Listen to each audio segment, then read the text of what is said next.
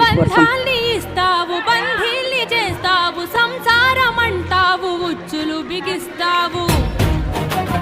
తలరాతరాస్తావు కర్మ ఫలం అంటావు నిత్య పోరాటాల శిక్షలు విధిస్తావు